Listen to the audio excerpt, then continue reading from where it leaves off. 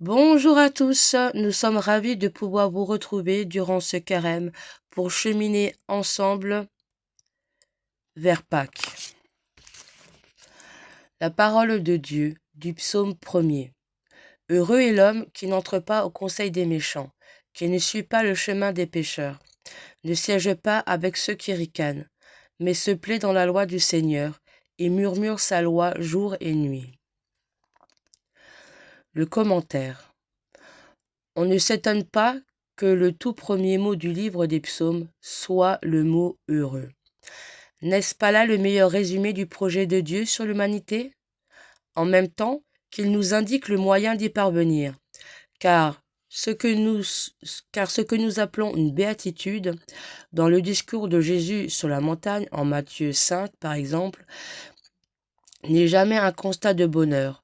Ce serait plutôt un poteau indicateur qui désigne le chemin à emprunter. La voie est toute tracée, donc. La voie de la prière d'abord, puisque nous sommes à l'orée du livre des psaumes. La voie de l'écoute de la parole. Ensuite, heureux est l'homme, qui se plaît dans la loi du Seigneur, sachant que la loi, au sens biblique, ne désigne pas d'abord un ensemble de commandements, mais bien la révélation que Dieu nous a faite de lui-même, à travers sa parole. À noter que le nom de Dieu, ici, est le tétragramme, qui dit la présence permanente et la sollicitude de notre Père. Partager. Heureux celui qui partage son bonheur avec ses proches. Le carême est une occasion bénie de se porter les uns les autres, de se confier nos intentions de prière, les douloureuses, mais aussi les joyeuses, comme les glorieuses. D'autant que le psaume 1, prologue de notre carême, donne un programme à partager avec un frère, un voisin. Se plaira dans la loi du Seigneur et murmure ses paroles jour et nuit, rend heureux.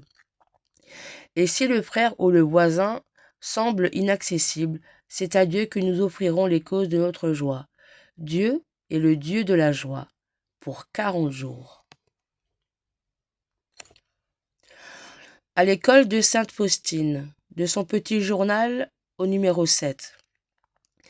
Dès l'âge de 7 ans, je perçus l'appel définitif du Seigneur, la grâce de la vocation à la vie religieuse. Pour la première fois, j'entendis en moi la voix de Dieu, c'est-à-dire l'invitation à une vie plus parfaite. Mais je n'ai pas toujours été obéissante à cette invitation de la grâce. Je n'ai rencontré personne qui aurait pu m'expliquer ces choses. Résolution.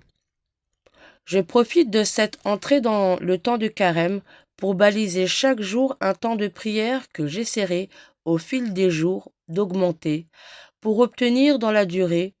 Je commence modestement, mais je me tiens fidèlement à ce temps. Prions. Seigneur, à qui irions-nous? Tu as les paroles de la vie éternelle. Seigneur, fais-nous connaître tes chemins. Pour les catéchumènes, prions. Seigneur, fais-nous connaître tes chemins. Pour nous frères soumis à la tentation, prions. Seigneur, fais-nous connaître tes chemins. Pour ceux enlisés dans les soucis matériels, prions. Seigneur, fais-nous connaître tes chemins. Pour ton peuple en marche, prions.